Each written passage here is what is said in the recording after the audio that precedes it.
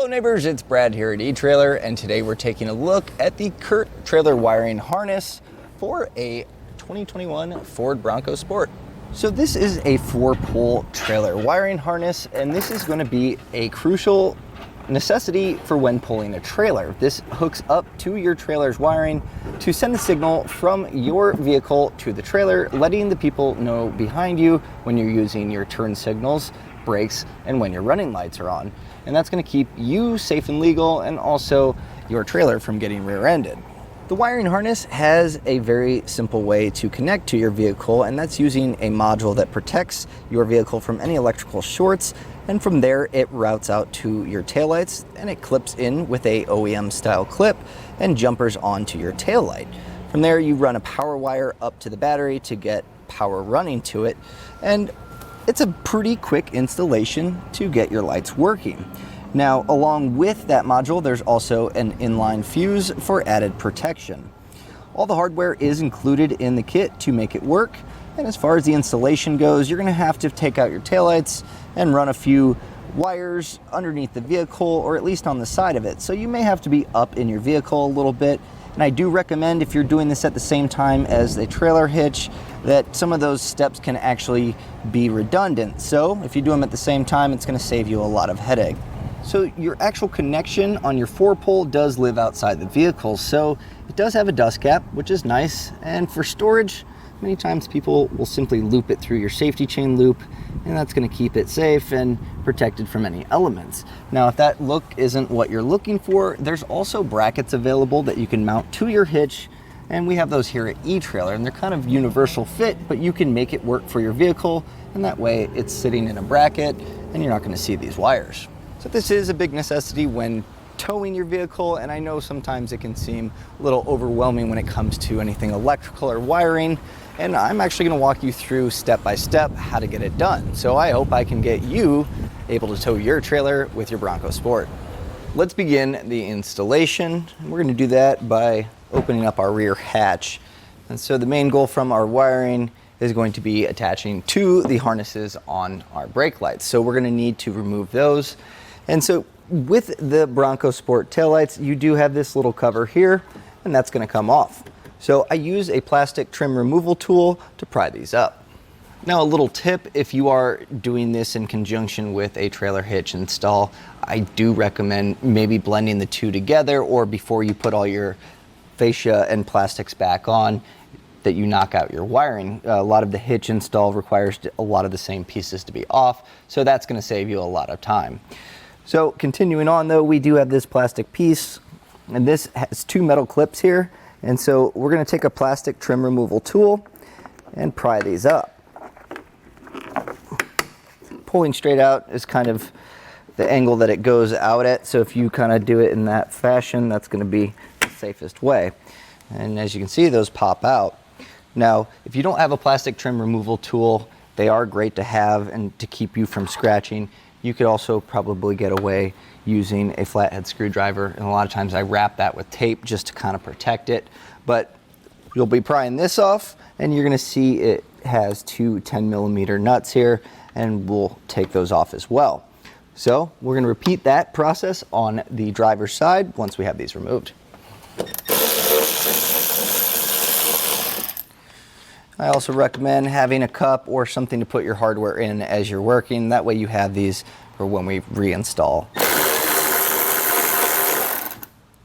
So with those two off, we're going to pop this out. Now, also with that trim removal tool, you can put it on this backside to help push it out, or you can simply just kind of walk it back and forth. There's these pins that it sticks in, and it may take a little bit to unhinge it, but just kind of be patient, work with it, and it should pop off.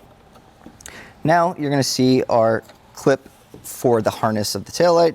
We're simply going to push this pin in and separate that. Now put your taillight in a safe place. I'm going to put mine in the rear hatch here. Go ahead, and we're going to repeat that same process on the driver's side. So I've gone ahead and taken the rubber bands off of our wiring harness, and that way I can kind of get a feel for what we're working with. So you do have your module here, and this is going to keep your vehicle protected from any shorts that could come from your trailer. So this will keep your factory electronics from getting maybe potentially damaged during a short. So this will have to mount. We also have these plugs here, and these are going to go into our existing factory plugs.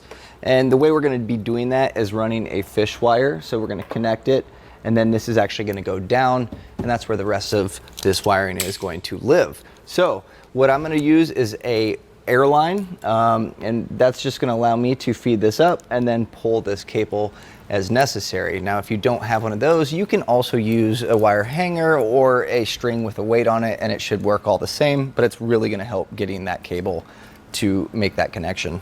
So I'm going to tape my connectors in a staggered fashion and trying to make this as narrow as possible. The routing of the wire up it's fairly tight, and you might not be able to see the actual route that it goes immediately. So having something like this airline, I pushed it down and I could reach up in my bumper and find it. So now you're going to want to feed your brown, yellow, and red. This is going to go on your driver's side. And you're simply going to pull this up. Just take your time, and if it does get hung up, just kind of change your approach angle and kind of bounce it around, and it should find its way up.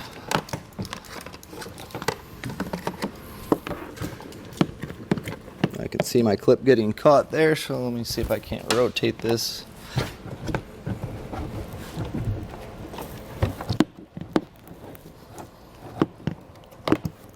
Just be patient. Don't get frustrated and pull, because it's possible you can damage the clip or the wiring itself. So just keep working with it. I have my clip here. So once I have that pulled through, I can actually take my electrical tape off and make our first connection. So the way that this works is it is a T-style connector. So one plugs into your factory plug, and then it basically creates a jumper between the two. So it's mimicking this. So really it can only go one way. Line these up, have that clip into place, and then this is going to go onto our tail light. So you can actually take your tail light and clip that in.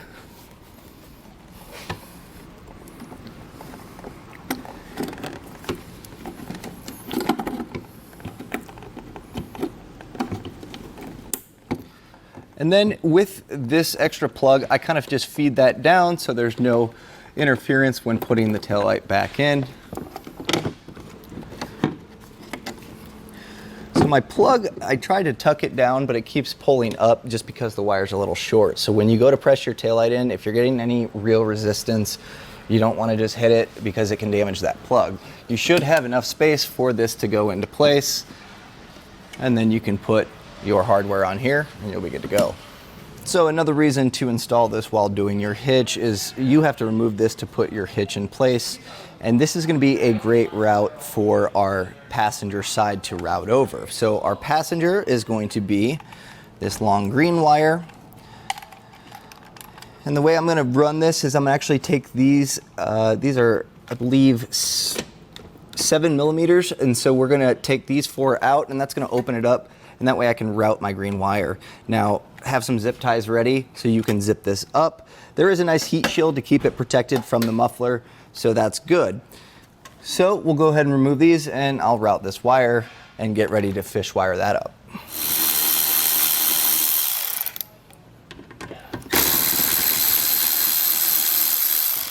So routing my green wire, I'm actually going to route our 4-pole at the same time because it's going to need to come out where the hitch is. So there's where these 4 bolts came off of, there's a nice little, I guess you call it just a bracket there. And I'm going to actually zip tie this up. But before I do that, I want to make sure that everything else is mounted properly so my slack is good on the wires. But you want to have the rest of this slack here fed over, and we have our fish wire, so I'm going to pull that through, and then we can kind of go from there. We'll get our module mounted up, and it's all going to start to come together. It's going to be the same story on our passenger side, so we're going to go ahead and plug these in. And just a little helpful hint as well, when you're putting these clips together, there is this red little brake here, and that's going to actually snap that and lock it in place, so go ahead and push that in. You can attach your other plug. From here, we can get our passenger side tail light on. Before zip tying these wires up, they're in place and we're hooked up, I want to make sure all our slack is taken out, and part of that is going to be mounting this module. So included in the kit is this double-sided foam, and the module itself has a flat back, so I'm going to attach that. Looking up, I see a great spot for this. The double-sided tape generally holds it pretty well, but I also like to add a little bit more so it's not hanging off the road a few years down. And then we have these two holes here, so I'm gonna actually route a large zip tie, and so I'll put my double-sided module here, and then that zip tie will give it added support. So now we need to find a spot for our ground wire. So supplied with the kit is a self-tapping screw, and we are going to look for any part of the frame that's metal that's easily drilled into. So we have a nice opening right about here. So I'm gonna make a little pilot hole, and that way I can feed my self-tapper in, and then we'll zip that up.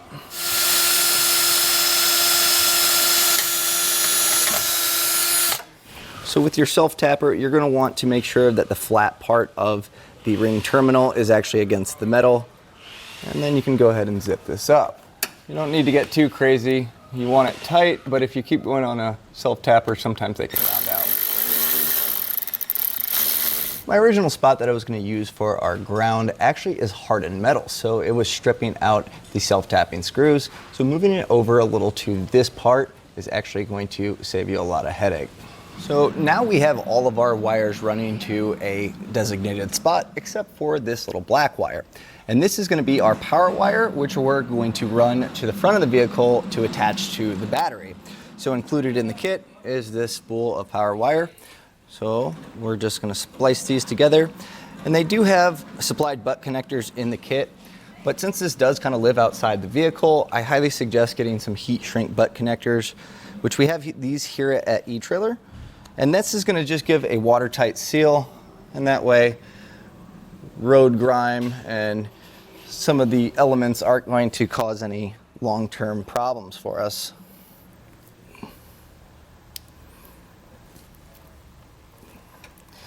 Once you crimp that in, you're going to want to give it a quick pull to make sure that the connection is solid, and then just take a heat gun and we'll shrink these up. So now I'm going to be routing this up to my battery. So I'm going to go ahead and do that, and then I'll come back to you and show you how I routed everything up. And I'm also going to zip tie these wires up, so we'll get everything looking good. So I have everything zip tied up as far as the under wiring goes. And I started off by running zip ties on the wires that we ran across.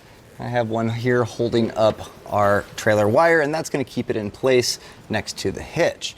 Now our green wire I put on top of this bracket, and that's going to be a good spot to keep it away from anything that might cause damage potentially. Now over here you do have the exhaust pipe coming off, so I try to keep it as far over as possible so it doesn't make contact, and I zipped it up to existing wires. Going forward with our power wire, my main goal is to stay away from any moving or hot parts that could cause damage to it, so I zipped it up here and went over this cross member. And I'm staying above the sway bars. And from here, I took a little turn and went to the outside of the vehicle. Now this is going to be a lot better for you at-home installers that might be doing this in your driveway, because with a few 10 millimeters, this underbody panel kind of tilts back, and you can see it's very easy to route, and there's plenty of spots to zip tie up to. From here, I made my way over towards the engine bay, and this is where I ran a pull wire just like we did for our taillights up front. Now the battery on this vehicle is on the driver's side, so we're going to try to route that line down, trying to avoid any steering, axles, and suspension. So with this, I'll pull it up, and then I'm going to check to make sure that my clearances are good before finishing up there, and that way it's not going to get damaged. From here, I'm going to take my pull wire and feed this wire up.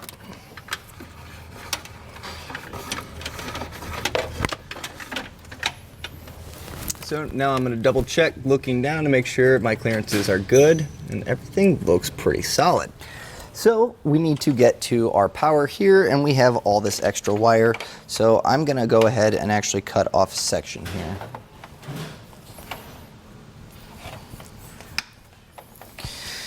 Now you're going to want to grab your fuse holder that's included in the kit.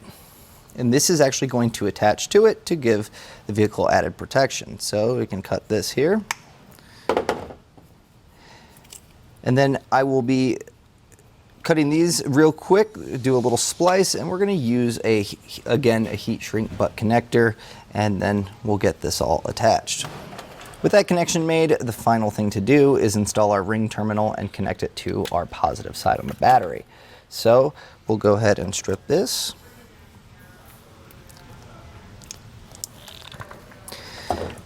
Now in the fuse holder, you're going to see the fuse is not in there. Do not place the fuse in that until you've made contact with the positive.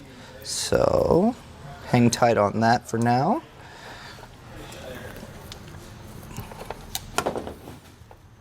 So now we're going to loosen up the nut on the battery terminal.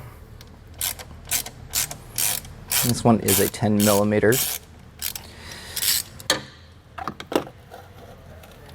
Now we can place our ring terminal on, and just like our ground, it does have a flat end. You're going to want that flat spot to actually be making contact. Once you have that on the bolt, you can then tighten this down.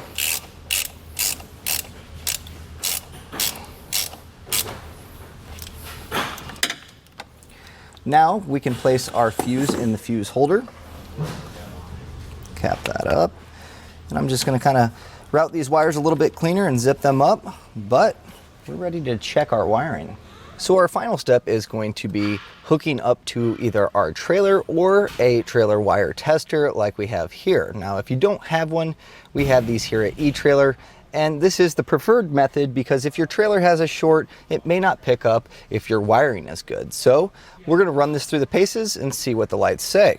So first I'm going to start with my running lights, and then I will do my left turn signal, my right turn signal, and then finally my brake lights. So now we're going to button up any loose ends, knowing that our trailer wiring works, like putting our panels in and zip tying anything else that we need to. Other than that, you're ready to use your trailer wiring. And that was a look at the Curt trailer wiring harness on a 2021 Ford Bronco Sport. Thanks for watching.